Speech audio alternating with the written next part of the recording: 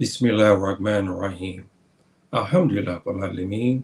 As-salatu salam ala Rasulillahi sallallahu alayhi wa sallam. Inna Allah wa sunnatuhu wa shariatuhu hiya afdal minna hakimiyati. Assalamu alaikum rahmatullah katu lil ikwani wati fi din. Salamu ala mani taba huda lil ikwani wati في إفريقيا يوروبا أمريكا والكاريبيان وكل مكان. حالا وسهلا بكم. Andorama, my full Bay community, and Muslims and non-Muslims everywhere you may be. I haven't been on for a while. Took a small break, plus gathering all the news that's been happening around the world, but also in the Sahel and Africa in particular. And I wanted to touch on the subject because it's all over the news now about Niger. And again, another coup has taken place. And over the past week, I have seen, especially in Facebook, many of my Fulani brothers and sisters lamenting about what has happened to the ex-president of Niger. Many are saddened and so forth and so on. And I saw some of the things overwhelmingly they have been writing. Some have wrote, and most of them have wrote in the Hausa language. Some have wrote in English. But the crux of it has been their supporting of him and their lament about him being overthrown. But all of those who wrote did not understand what happened under his rule. And so I'm going to talk about that and get into a section about the Islamic rulings regard to this. This should benefit all of us to make us go on a straight path, not look at something as it is. I know some of my Fulani brothers and sisters think that the ex-president of Niger is Fulani. He looks like a Fulani, but he's not. He's Arab. He's an Afro-Arab. But irrespective if he is or not. But I wanted to clear that up because I've seen some things that was written that they thought he was Fulani, that he's from the Fulani community. He is not. He's an Afro-Arab. And if you looked at my program I had here a couple of weeks ago, I talked about the problems of the Fotofula in Niger and the slaughtering that's going on. It was under his watch. It's under his watch that this slaughtering was going on of the Fotofula community. And namely by who? Three groups, the Afro-Tuareg, the Afro-Arabs, and the Tubab. All three have been killing relentlessly the Fulani under the ex-president's watch. See, so a lot of you do not understand this history and also understand the current events, what's led to that. I'm not justifying a coup because I'm a Muslim. We cannot justify such things. We have strict guidelines in regards to overthrowing even a ruthless, a corrupted ruler. We have to follow under the Sharia law. And our Prophet ﷺ gave us good direction. And it's very difficult to overthrow a ruler. Very, very difficult. Even if he's ruling not as Subhanahu wa ta'ala has revealed, but he's using even the ruling of the Tubab. It's still, there's provisions that have to be undertaken. It's not easy, brothers and sisters. So let's get to this, and I wanted to touch on some of the other factors first, and then I'll get into the Islamic part of this. Okay, let me see who's here to, oh, yeah, okay. Assalamu alaikum, my dear brother, Jallo, assalamu alaikum. Anjurama, my dear brother, thank you for showing up. I appreciate it greatly. Thank you very much. Now, let's look at this from two standpoints. From democracy standpoint, and then we're going to get into the Islamic standpoint, okay? Because this is important that we have this backdrop, because we have two sets there. We have the democratic ways and means, and then we have the Islamic. The ruler was Muslim. Okay, no one here is calling him kafir. No one here is calling him a disbeliever, even if he didn't rule under the Sharia law. This part is a very difficult thing we call takfir on rulers. We have to be very careful on doing such a thing, because as you heard me talk about this about a year ago, we do not know what this particular ruler, even though we know he was ruling under the democratic ways and means, but you cannot call him that because you do not know if he was praying. Maybe he's praying in his palace. He doesn't go to the masjid to pray out of safety, but he prays inside his palace or inside, wherever he's living. Maybe he makes all 5 daily prayers. We do not know this because no one talks about that. See, so we have to be very careful when we make takfir, expediation on a Muslim, especially on a Muslim ruler. That's very, very difficult because we have guidelines to that. So when we look at this here, the Niger government is elected under democracy.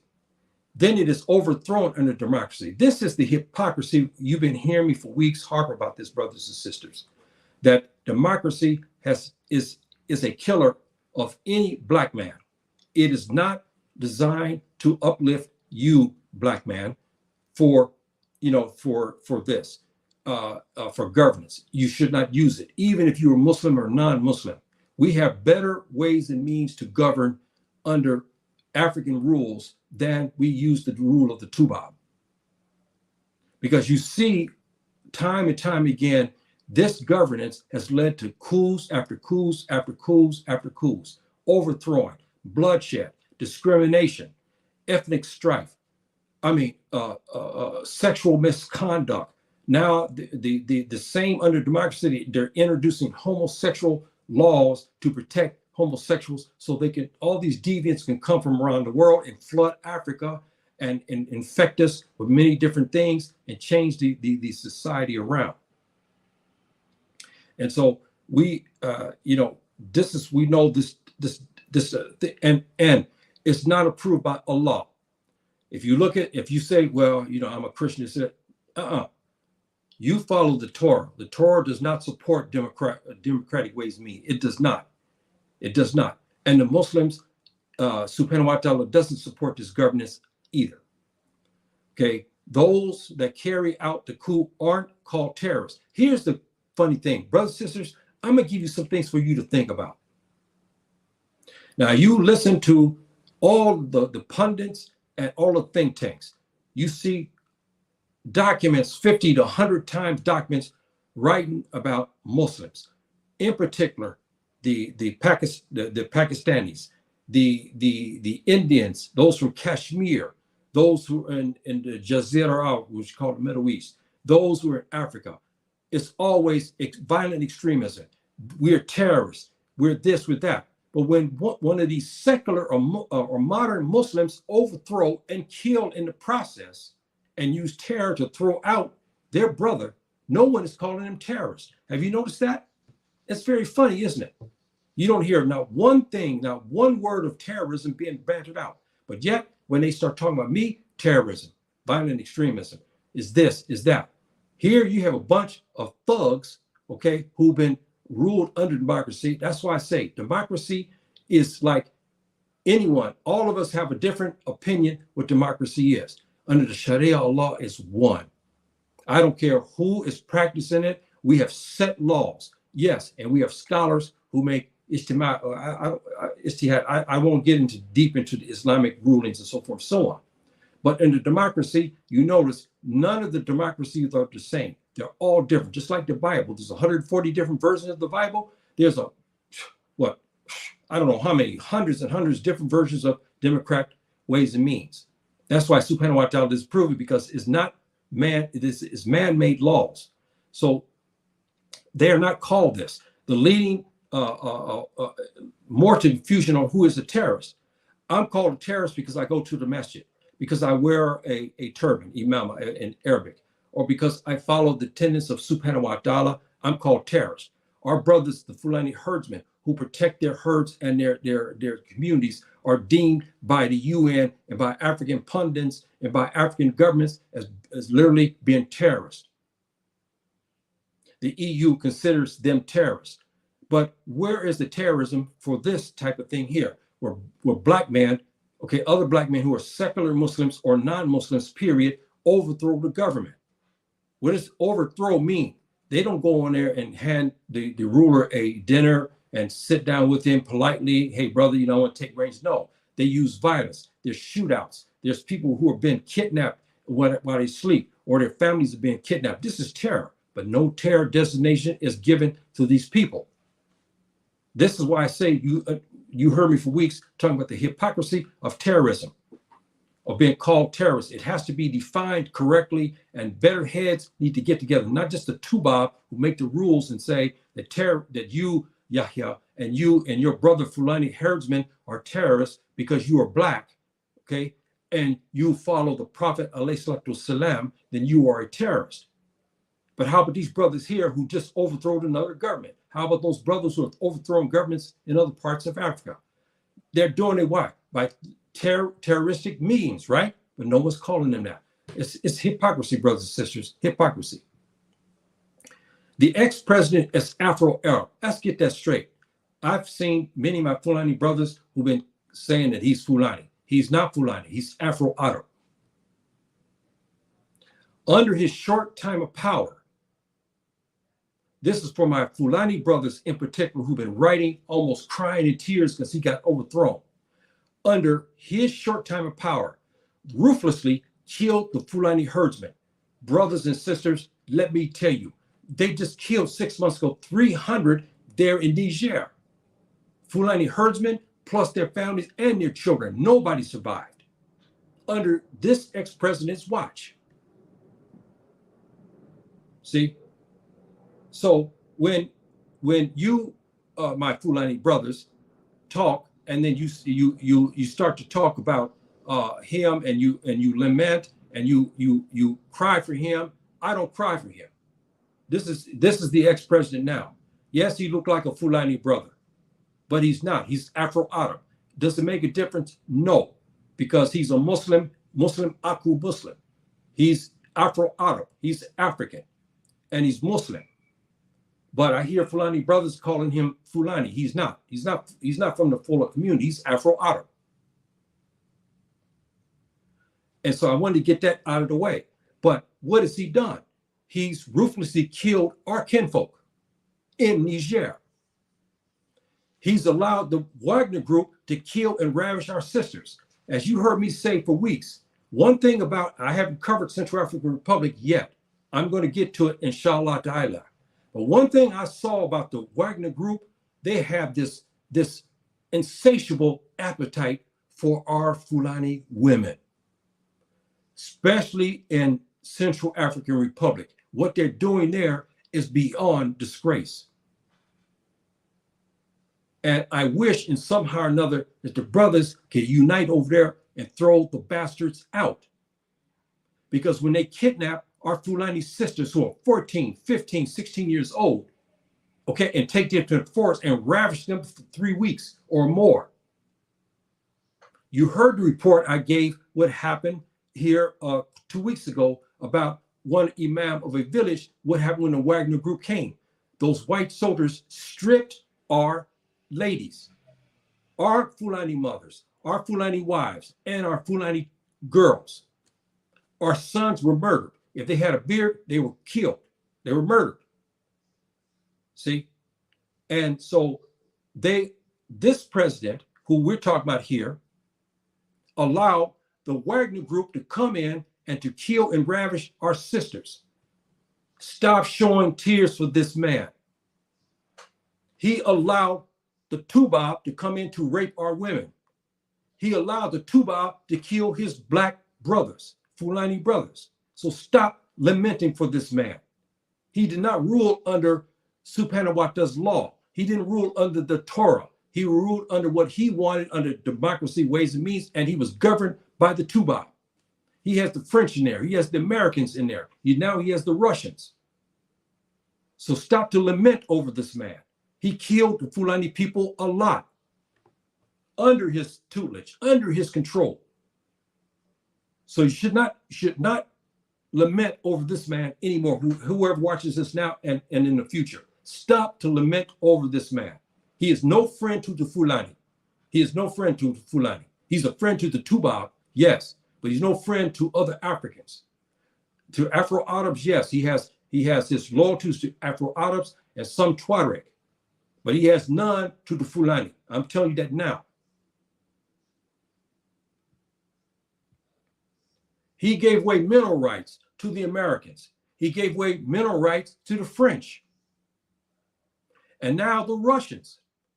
All of this money, Niger is one of the poorest nations in the world. He's paying the Wagner Group, mercenary groups, $10 million per month to come to kill black faces. Stop crying for this man because he was overthrown. Stop, my dear brothers and sisters. Don't shed tears and have remorse for this man being thrown out. And I'm not defending the brothers who did it, but I'm talking about this man in particular, because I see all over Facebook, we have Fulani brothers and sisters lamenting almost in tears, giving dua and so forth over this man. If you were in Niger and many parts, you may not even be living to write in Facebook. You may be dead because he had a death wish for the Fulani people. He let these groups, the Afro-Arabs, the Afro-Tuareg, and the Tuba, to kill us relentlessly. Many Fula are crying for him. He is not Fulani. He's a Muslim who ruled under democracy and forsaken the Sharia law. Stop to cry for him. He is allied to the enemies of Allah. He carried ruthless operations against the Fula. Stop to cry for him. Stop, my brothers and sisters. He doesn't deserve your pity. He gave away the wealth of Niger. And he gave the wealth not to you, not to me, not to the Fulani, not to our brothers. He gave the wealth to the Tuba. The French, the Americans, and the Russians now are gaining millions each day. They mine and they taken, I think it was not bauxite, uranium. I think is one of the minerals. They're making $1 million per day. That money could go into make Niger so rich if it was bought on market value. Every Nigerian there should be living in villas. Matter of fact, 3 or 4 villas with cars to boot, and to have servants living in 30, 40 hectares of land, because there's so much money being taken out of there. He gave it to the disbelievers. Stop to cry for him, brothers and sisters. Please stop to cry for this man. He is no friend to the Fulani. He's killed us relentlessly in Niger. So who is behind the latest coup? There's talk that mostly the Americans. You know why? Because the Americans are falling out of favor in the Sahel region, in particular, in Africa, period. They're falling out of favor. The Russians are gaining big time. It would be to the motive of the Americans to help set up another coup where the Russians are at, to make it very more difficult for the Russians to operate. If they're staging coups, every place the Russians come to take, when Wagner comes in, they begin to stage coups, then this is a possibility. See, now I know what's going to be said here. I can imagine what's going to be said by some of our brothers and sisters. They'll say, well, those who have been following, the Americans don't do that. I exposed weeks ago. This is the Congress. The Congress exposed this program. The U.S. trained African coup leaders. They take Africans from Niger. They take Africans from Guinea, Guinea-Bissau, Guinea-Conakry. They take Africans from Senegal. They take Africans from all of especially the Muslim countries, and they prepare them for coups to take over our governments. See, so they're instrumental, they could be instrumental behind the latest coup in Niger, because he was following the rule of the Tuba. He was not following the rule of Islam. He did not rule under the Sharia law. He ruled under democracy, and he was taking orders from the Tuba.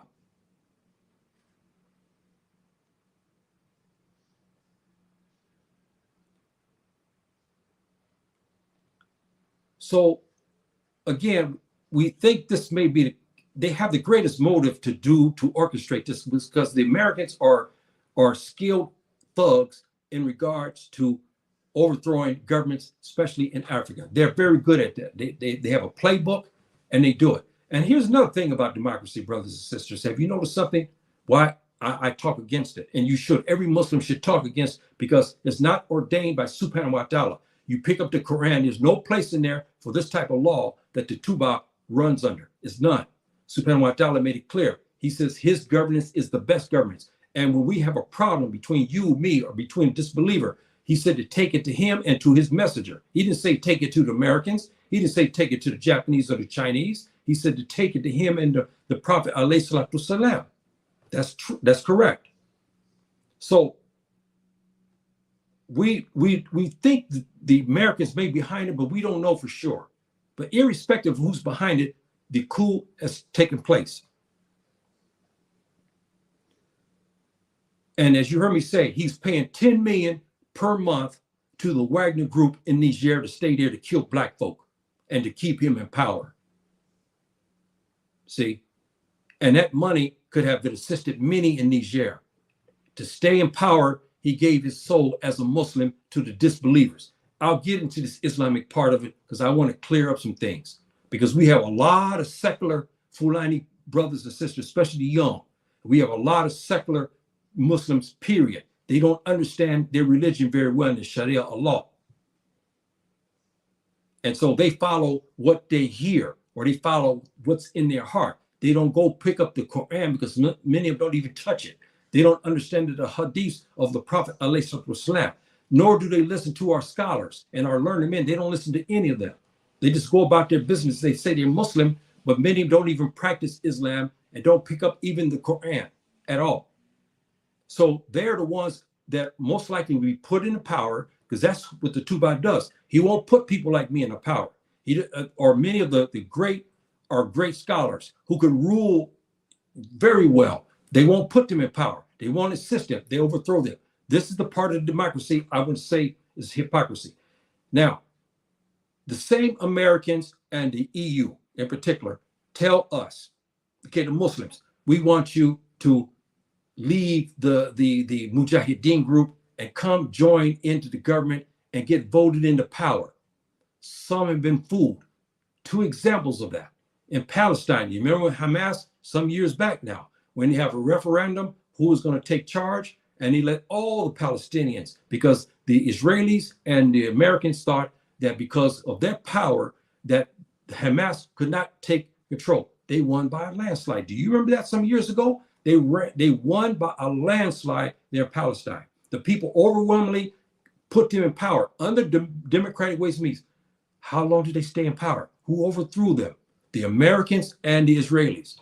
You see the hypocrisy? You see the Americans get on talking about, yeah, I saw him the other day talking about Niger. Well, he was diplomatically elected and all this, and it was wrong. You've been overthrowing strong Muslims. The second case I'm going to mention. How about in Egypt? Our brother, Rahimullah, President Morsi, was a strong, devout Muslim. Again, the referendum opened up. The Americans in particular, the Tubabs all over said no. The Muslim Brotherhood could not take power. The people would not vote them in. They voted them in, didn't they?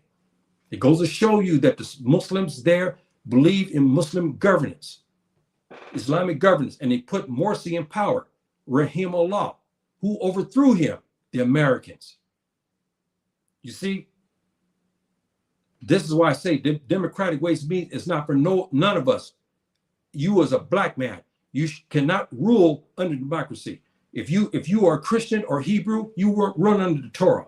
If you are Muslim, you run under Sharia law, and you leave this democracy alone, because you see what happens. People get overthrown.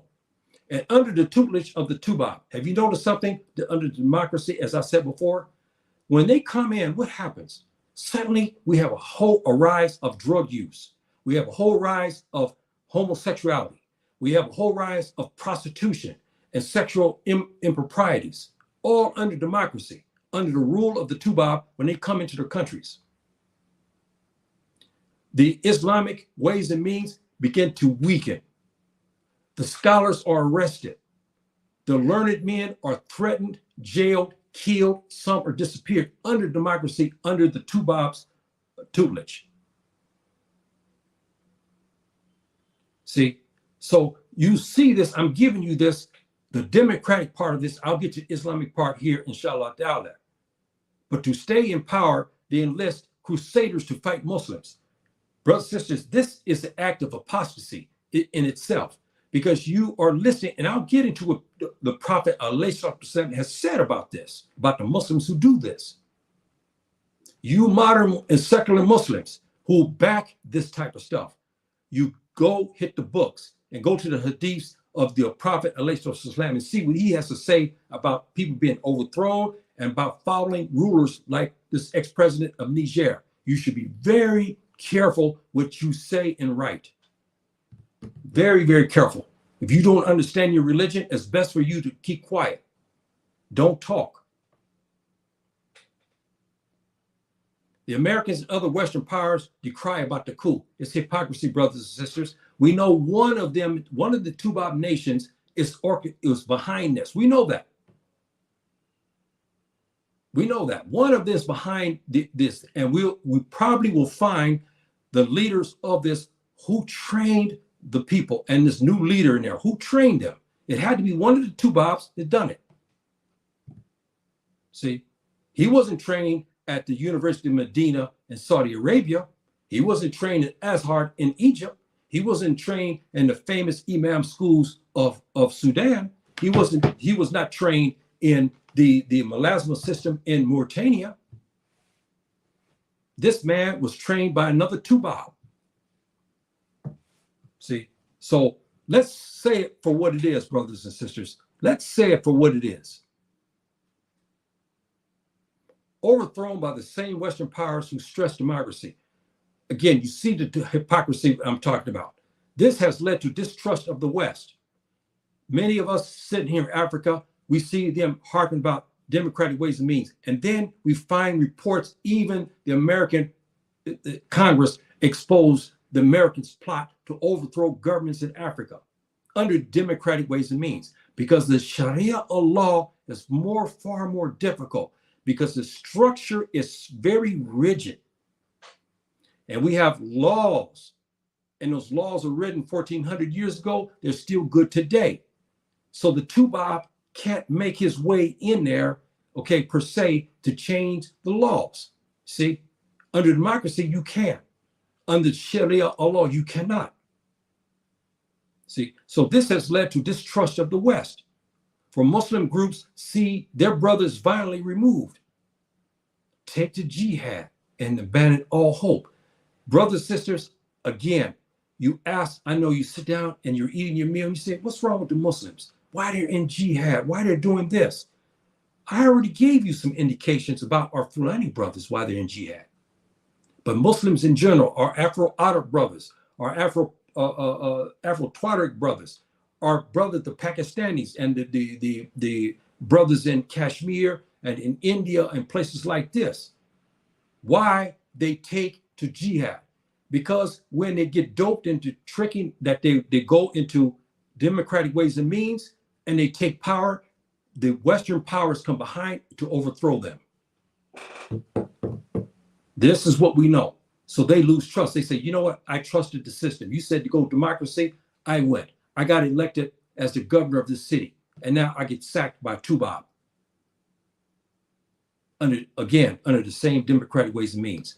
You see, brothers and sisters, how dangerous this governance is. The inclusion for the Fulani Herdsmen, the inclusion for our Fulani Mujahideen groups, the inclusion of me, everyone else who follow the Sharia law, we have no inclusion with the governments. They just don't. They don't want us. They just don't want us. They hate us. And I gave you the indications of how the Americans had divided the Muslims. I've talked about this many times into 4 groups. Remember, the fundamentalists, the traditionalists, the secularists, and the modernists. The last 3, okay, the last number 3 and number 4, the secularists and the modernists. These are the ones who you see in power today all over Africa. They are empowered by the Tubab. The first 2 are fought. They're called terrorists.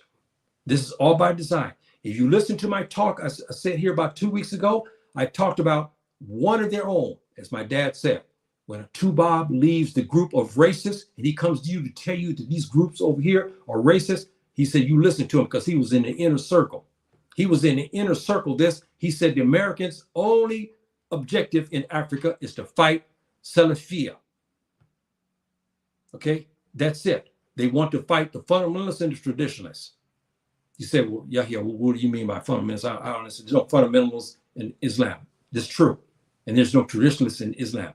But we look at it in a sense of the asliya in Arabic, the fundamentals, the primal conditions of Islam. The Muslims who try to follow this is known as fundamentalism.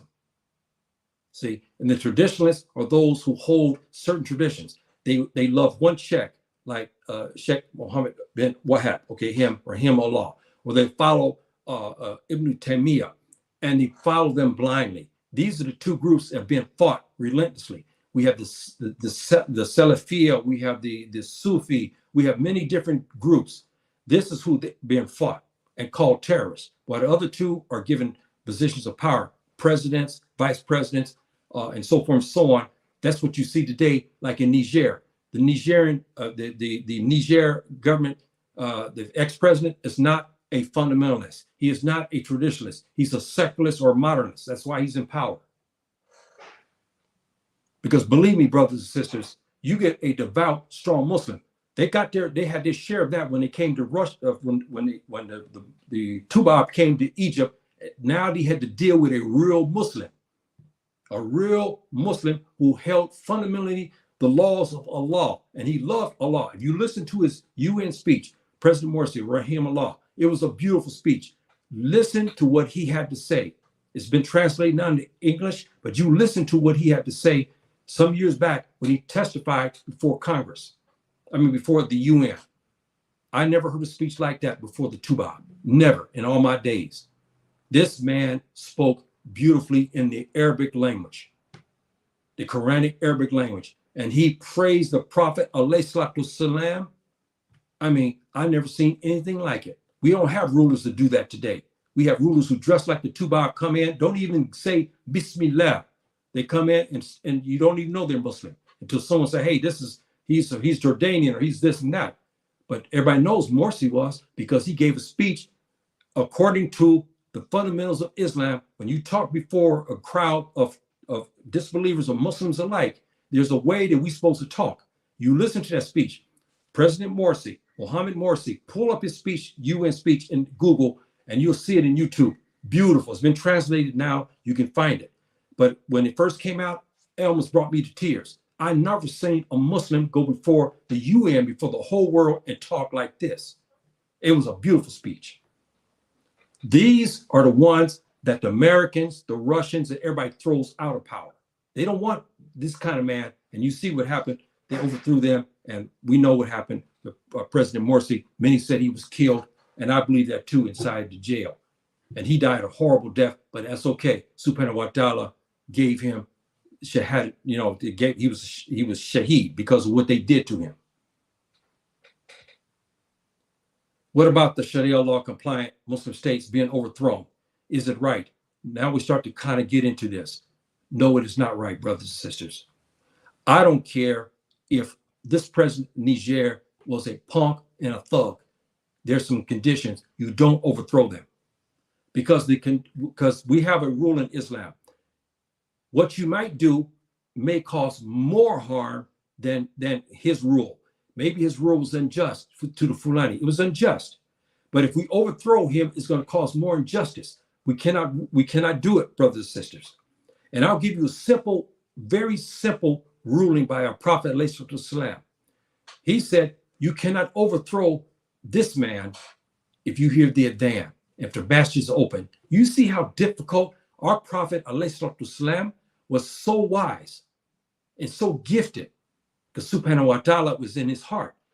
He told us, look, you want to overthrow the president of Niger? I got to ask you a question. Is the masjid open? Yes, they are. Do you hear the adhan every day? Yes. You can't overthrow him.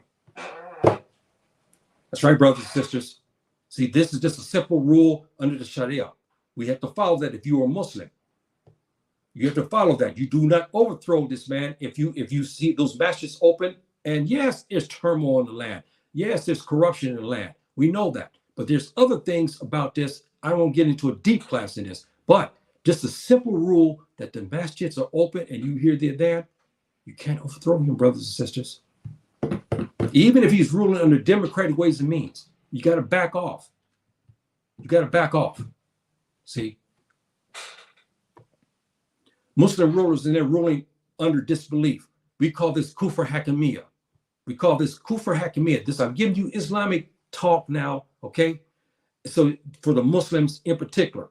So you'll understand now these variances, because many of our young brothers and sisters, Fulani brothers and sisters in particular, or our House of Brothers, they don't understand these type of rulings. And a lot of times our famous Sheikh Islams and so forth don't talk about things like this. But I'm giving you that today for your education. It's called Kufr Hakimiyya. We have Tawheed Hakimiyya. Tawheed Hakimiyya is the oneness of governance of Allah, which is the Sharia Allah and the Sharia of our Prophet, alayhi salatu wasalam, right? Okay, we call that Tawheed, oneness of Allah, and Hakimiyya, as you see here. That's what we're supposed to use. Kufr Hakimiyya is meaning that you're ruling in disbelief. You're not using the laws of Subhanahu wa ta'ala, you're using your own laws and laws of the Tubab or any other disbeliever, and so forth and so on. See, so I'm giving you these rulings so you can better understand. His rule is flawed and not regarded as jihad. This is the other part, brothers and sisters. Jihad, here we go again. Anytime that you talk about a Muslim, you got to talk about jihad. Not jihad defined by the Tubab, because the Tubab will tell you jihad means that I come with a sword and I find a disbeliever and I kill him. No, or I find somebody on the street and I see him smoking a cigarette, I can get my sword and take his head. That's not jihad, brothers and sisters. That's wrong. Don't listen to that. You follow what the Prophet ﷺ said, and you follow what Subhanahu wa ta'ala said in the Quran about jihad. You don't follow what everybody else says here. You go by what the hadiths. You go by our Prophet, what he said about jihad. He made it clear about jihad. And matter of fact, under the hadiths of jihad, I won't touch that just yet, but I'll get into that in a bit here. What Allah has revealed and deviated from the Sunnah of the Prophet.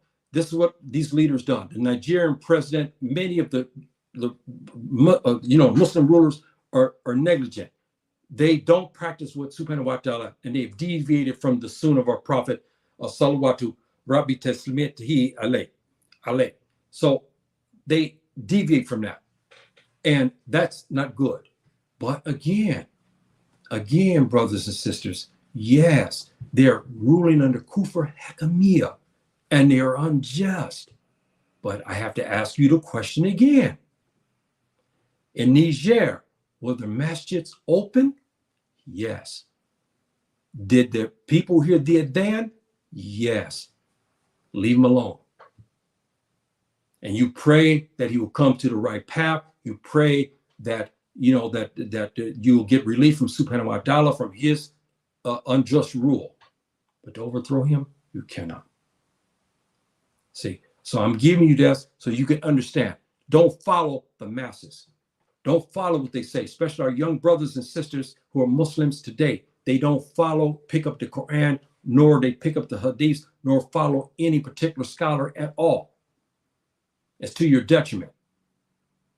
Because I saw it this week, I've been viewing Facebook in particular, and I've seen what the Muslims have been saying about him being overthrown. It's not right. It's not right. It's not right. It's wrong. It's wrong. So now, let's get into the Islamic part. Oh, I got one person who, oh yeah, okay, brother. How you doing, brother? Mamadou, how you doing, my dear brother? Anzarama, thank you for showing up. Thank you very much. Now, let's go to the hadiths to give you the proofs what I'm talking about. This is from our Prophet, ﷺ. Is it obligatory to obey a ruler who does not rule according to the book of Allah and the Sunnah of the Messenger, ﷺ? This is the question. What has been ruling on this is that it is obligatory to obey the ruler who does not rule according to the book of Allah and the sunnah of a prophet upon him. You still got to obey him. But wait a minute. You probably saying, well, wait a minute, Yahya. Wait a minute. Okay, I'm going to get to that. The ruler does not rule according to the book of Allah and the sunnah of the messenger should be obeyed in matters that do not involve disobedience. There we go. Of Allah. If there's a ruling that says you can go drink and smoke by this unjust ruler, you don't follow that. You don't follow. This is disobedience in the law because you know the rulings of the Prophet ﷺ. You cannot drink and smoke. If he tells you now he's opened up where we can have whorehouses, you don't follow that. He tells you now, I want you to go and sell narcotics in order to strengthen the economy of the country. You don't follow that. See, this is how it goes in Islam. Now, you obey him. When he says he put traffic laws, you obey that. He tells you you can't go to these particular places after 10 o'clock at night, you obey that. When he tells you you can't do certain things, you can't have marriage ceremonies after 9 p.m., you follow that. But those who are in disobedience of Allah, those orders, drinking, smoking, fornicating, homosexuality, you understand? Or spying on Muslims unjustly, or going and being hired by the Tubab, who are famous for this, especially the Americans in Muslim lands, to go after Muslims like me, beat them, harm them, kill them, threaten them, terrorize them. You don't follow that.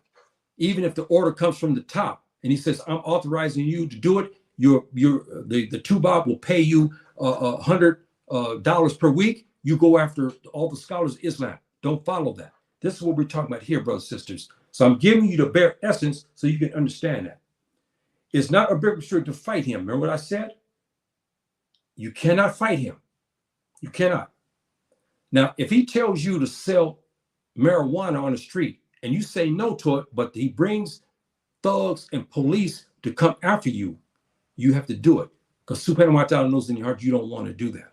You don't want to follow that rule, but you have no other choice. But if you have a choice in the matter and they say, look, I need men to start to do this and that. I need men to start to make drugs or, whatever the situation is, you don't follow that.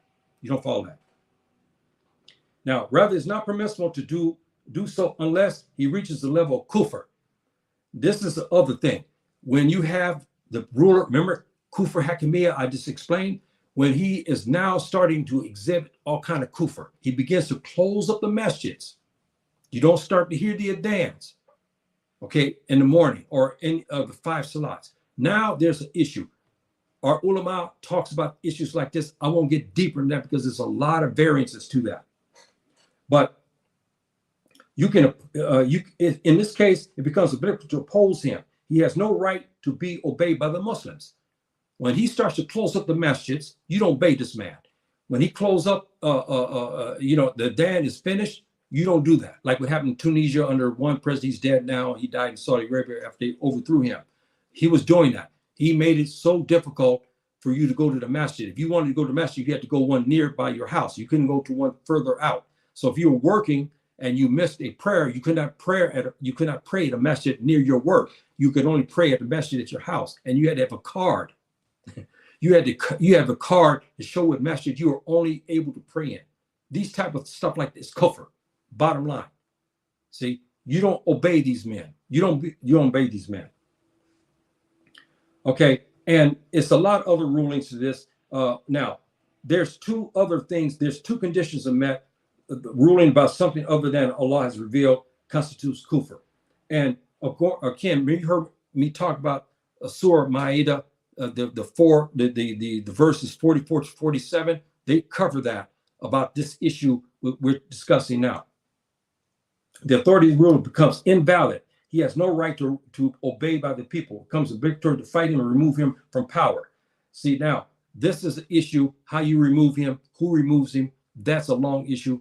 I won't get into that anymore because this is a lot of stuff there. And we don't need to discuss that because we don't have the apparatus to start to go and remove people out because we don't have that. Okay, just bottom line. And when you go to join forces to remove a certain ruler, you have people who die because of it. And you have a lot of things happen. And you see what happened in Libya when they overthrew Gaddafi. This country is still in a dire straits because of that. This is why you don't do that, and you follow the Prophet Islam. Don't overthrow the governments. Just don't do it, brothers and sisters. Even though you may have a right under what it says, but you have to have the right apparatus. We don't have that in place today to do that. So don't do it, but don't follow him either. Now, this is now, let me get into another part of this. This may be mundane for some people, but I want to give this education so our brothers and sisters can understand, because we just had a recent ruler removed. The other hadith, all these hadiths I'm giving you are all considered authentic. Okay, these are not weak hadiths. Okay, there's conditions of the hadiths. I'm not going to get into that, but these are sound proofs, and they're proved by Sheikh Albani, and he's rahimahullah, he's dead. So he said these are valid according to his ruling. The hadith on rulers: be aware of associating with tyrannical, unjust rulers. This is where you get in trouble. Like in Niger, he's killing Fulani. He's hired the Tubab in his country. He's given his wealth to the country. The Tubab is allowed to go in and out of his country and do what they want. You don't associate with this ruler, and you don't give open support to him either. See, and the Prophet tells us that. The Prophet ﷺ said, beware of approaching the gates of the ruler, for they will become tyrants. This is, he was talking about again. Get away from these people. These people that you know that they're handpicked by the West. You got to know something's wrong. When they're handpicked by the Tubab governments, you know you get away from them. Because these people will become tyrants because they're ruled by the Tubab and they won't be ruled by the Sharia.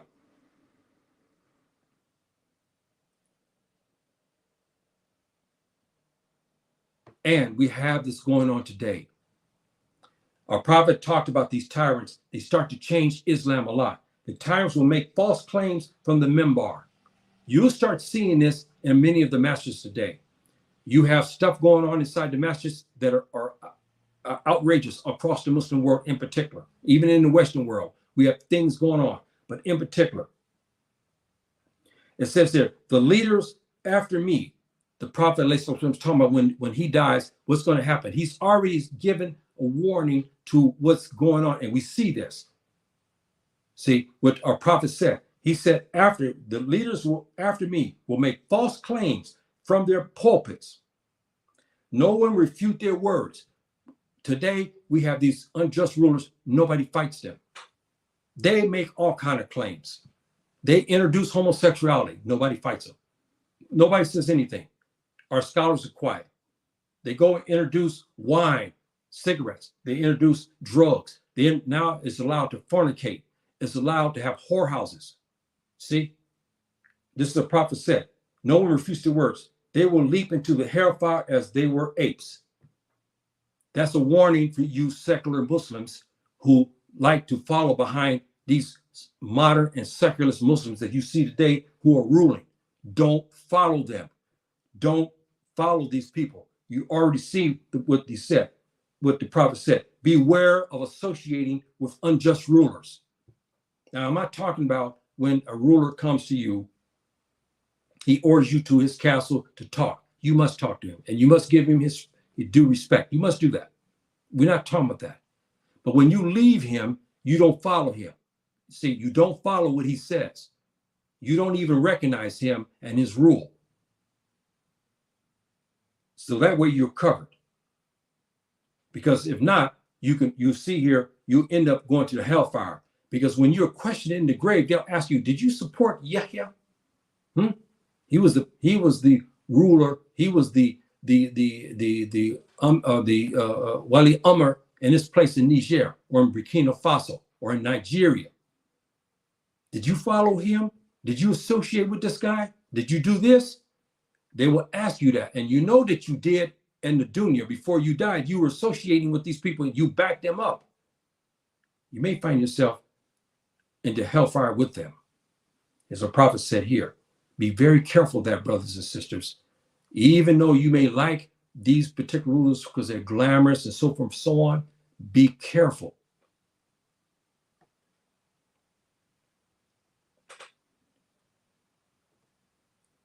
Our prophet give you more guides, brothers and sisters, to this. He says, fear Allah, listen and obey lawful orders. You heard me talk about that. These rulers like in Niger and other places, in Mali and places like this, yes, they are ruling over you. But all the stuff I've talked about, don't follow. Yes, follow the rules of the land, the traffic lights, you can't steal, you pay your taxes. If there's taxes that you got to pay because you work, you follow that. If you are told that you must go in your house at 10 o'clock at night, the ruler has the right to make this rule, you follow that. But the unlawful orders, our Prophet ﷺ said, you do not. He says, the Prophet ﷺ said, there was a question asked, O Messenger of Allah, we do not ask you about obedience to God-fearing rulers, but rather those who do this and that and mention their evil. The messenger said, said, fear Allah, listen and obey what? Lawful orders. Lawful things according to Subhanahu wa ta'ala and to the Prophet ﷺ. And again, we go by that. All the stuff you see now, all this that's been introduced, you don't follow that. When you go into the military, you be very careful. If you go into the military and all of a sudden you see the Wagner group, you see the special forces from Tuba forces who are ruling over you, you cannot do that. That's illegal. You cannot. Now, this goes to show you further about this. Our Prophet ﷺ said this. The Prophet said he disavows evil rulers and their supporters. Again, I'm giving you the bearers. We talking about Islam, this part of it. I just talking about democratic ways and means. Now I'm talking about Islamic for you, Muslim, so you can understand these rulers that you see now. The Prophet ﷺ won't have nothing to do with them. He won't in the day of judgment. He's not going to have nothing to do with them at all. He devours these. He disowns them. He's finished with them. These evil rulers and their supporters, those cronies who do their bidding, who do the killing, the security forces who go and slaughter Fulani people. You understand? Or on the word of the Tuba Wagner group, they come in and say, you go slaughter. So Yahya and your guys, you go to this village and you slaughter and ravish the women. These type of stuff like this, you be careful what you do, because the Prophet ﷺ is told right here, you're going to the fire. So be careful and be mindful of that. All of these rulers that you see, what's happening, that's why I say, don't shed tears for this ruler, for him, what happened to him in Niger, because he was not ruling as Subhanahu wa ta'ala revealed. And I gave you what he's doing. He was killing Fulani under his watch. He was killing us there and ravishing our women there in Niger. Stop shedding tears with this man. So I give you these things here to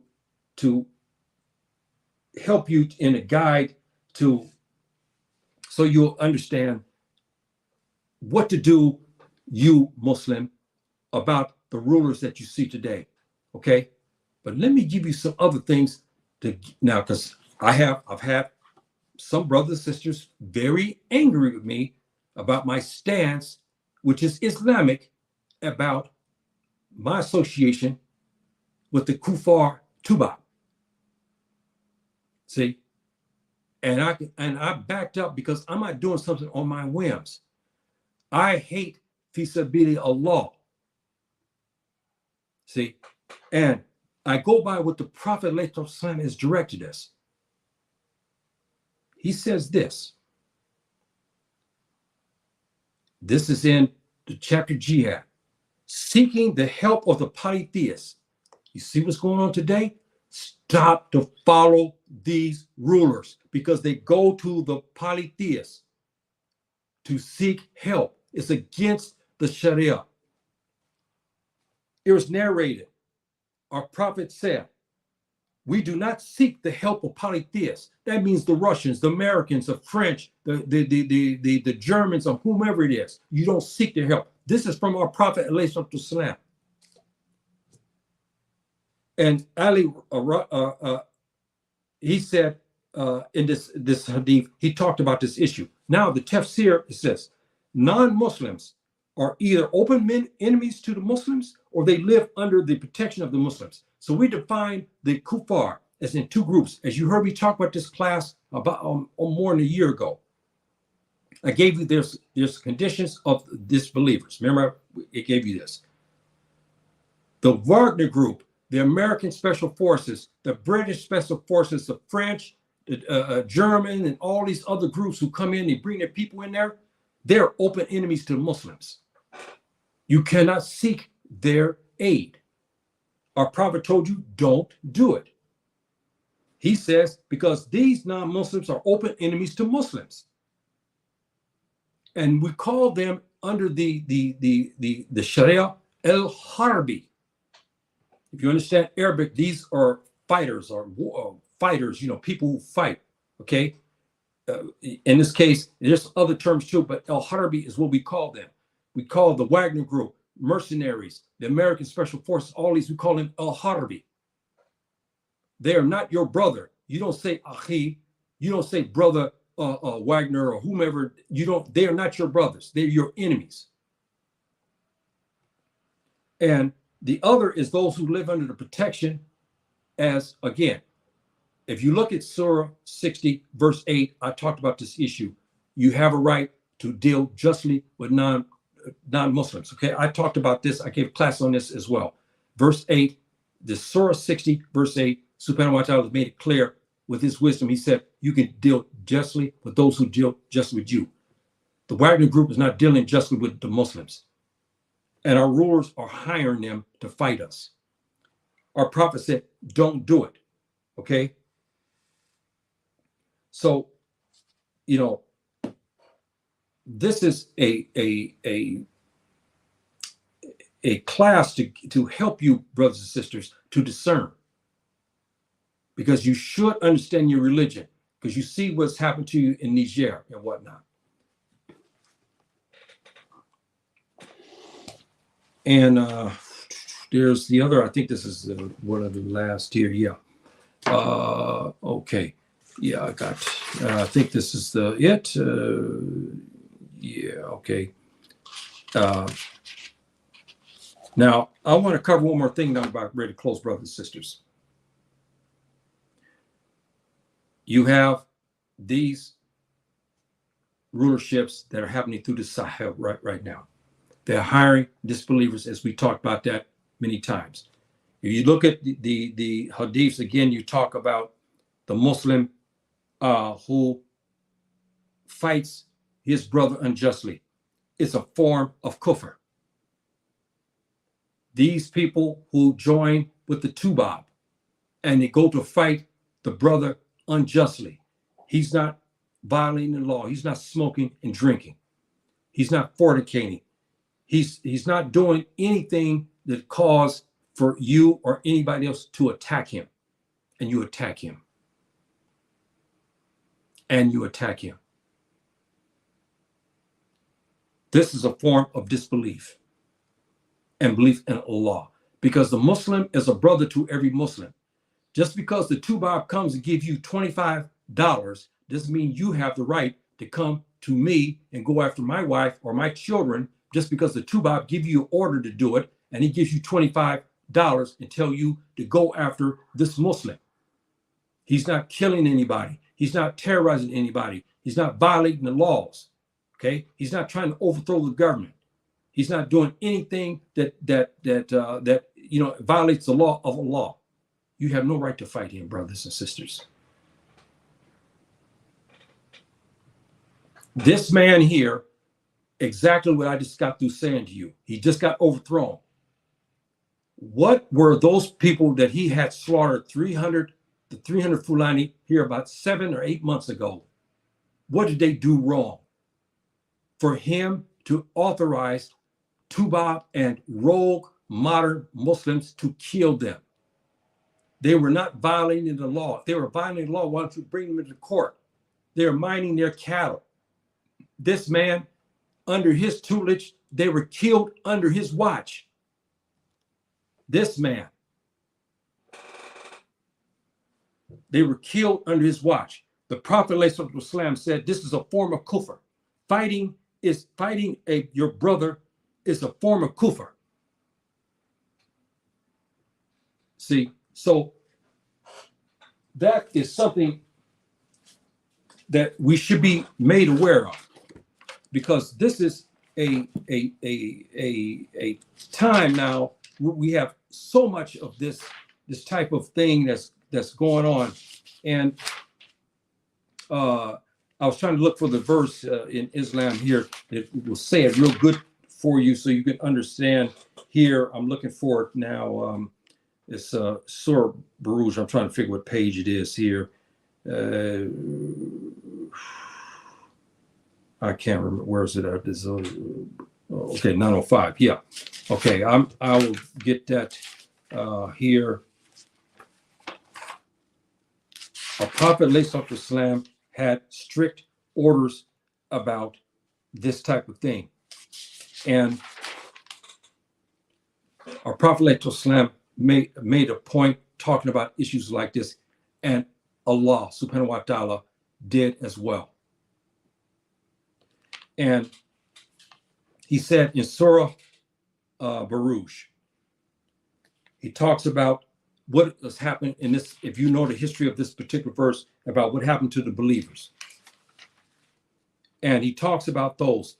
He said, those who persecute the believers, men and women, and do not turn to repentance will have the penalty of the fire.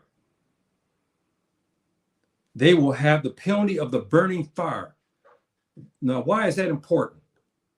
Because these rulers who are working with these Tubab, who are killing Muslims, or unjustly killing Muslims, who are unjustly calling people like me, others, criminals. And yet and still, those who are doing the criminal acts are not being arrested.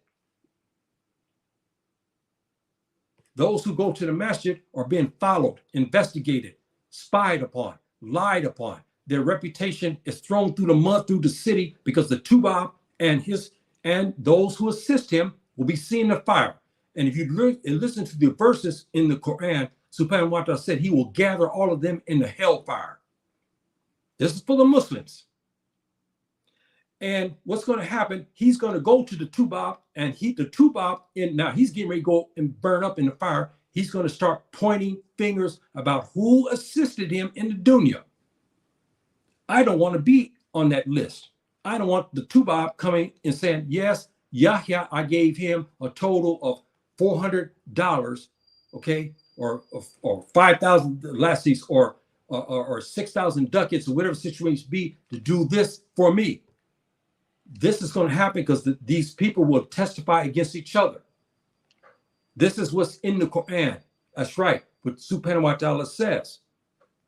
I don't want the Tubab in the hellfire picking me out, calling me out, say, hey, Yahya followed me.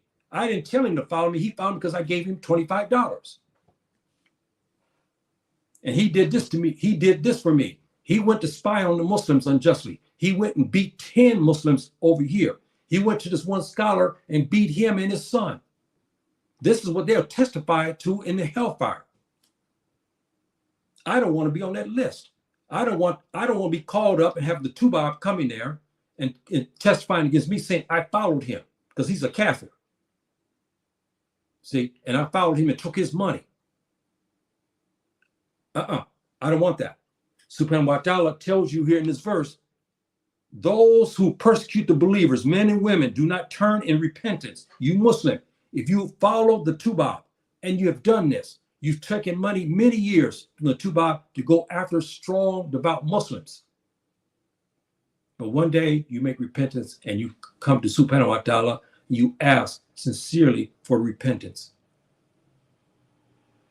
With his grace, he probably will forgive you for that.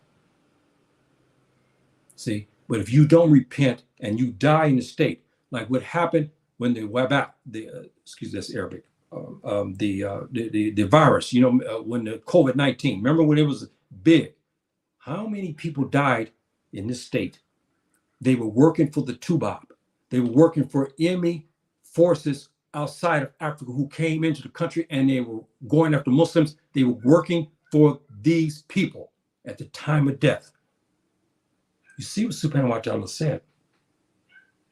That this penalty is the burning fire for you. So, brothers and sisters, heed my words to this. Heed my words for this.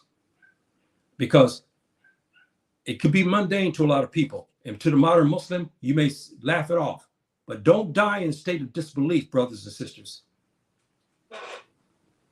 Don't follow these people. You cannot overthrow them. Yes, you cannot do this. You cannot overthrow them. But you do not follow their orders. Again, what I mean by that, they have orders, they have laws in the land, traffic lights, you can't steal, you must do this, you must do that. These are common laws you must follow as a Muslim. But to go work under the Wagner Group, you say no to it. When he tells you, I'll pay you to join the armed forces, and you go kill Fulani, don't join in his kufr. See, so don't do it. Now I give you the guides for you to understand what it takes as a Muslim and how you're supposed to look at these things like this. You cannot overthrow the government of this man here because he had the masjids open in Niger. And the people were hearing the adhan every day. You can't overthrow him. Even though he allowed the Wagner Group to come in to kill in his country, he's wrong. He will pay for it in the hereafter unless Subhanahu wa ta'ala forgives him. And let's look at this map here. I've been talking for weeks. Niger is on the brink right now. What's going to happen? The Mujahideen, I don't think they're ready to come to fight to take over. Mali is next door. Burkina Faso. Remember I was talking about this corridor here. This either one. If Niger falls to the Mujahideen, the other two are going to fall. Burkina Faso, Mali, and Niger, because they're the weakest of the three of the Sahel region. They're the weakest. Either one of them is like a pillar of a building. If one of these pillars here drop, the whole building is going to fall. See, and so Niger is going through this vicious turn of events of this coup. And the man who done it, I don't support him either. And don't support that man who just overthrew him because he's a modern Muslim. And he did not listen to what the Prophet said about this. He did not follow the Quran either. When he removed this man from office. So both rulers you don't follow. And so, brothers and sisters, I'm close to closing here. You heard me today is long, but this is worth it because I want to give you the education needed for you to discern about the events that you see, how you, especially Muslims, supposed to view this. I gave you evidence 2 weeks ago about the mass killings of Fulani in Nigeria under this man who's an Afro-Arab. He's Afro-Arab. He's not Fulani. He killed ruthlessly the Fulani people for years. For his time under his belt, he allowed the Tubab to come in and to kill the Fulani a lot. I gave you the portion of proof from this in my episode. If you go through my thing, you subscribe, you go look in there, you find this particular thing. It's called Niger and the Fotofola, something, I can't remember the title. And so you go and you review that and look at that evidence. And yeah, okay. How you doing, my dear brother, Afro Royalty? Thank you very much for showing up. I really appreciate it. Thank you very much. So, brothers and sisters, I'm getting ready to close here. And those who showed up today, thank you very much. Spread this tape. If you like, please subscribe to my channel because I'm going to give it to you as it is. I'm not going to sugarcoat anything. I'm going to give you what is right and what is wrong. When the Muslims are wrong, I'll tell you when it's wrong. When I'm wrong, I'll explain to you why I was wrong, because this is what we're supposed to do as Muslims. But also, it's incumbent on me and all Muslims that we give guidance, especially me as an elder now. I give you the guidance so that way you can discern and help him, because what I saw on Facebook over this overthrow was absolutely ridiculous, because many does not understand Islamic religion.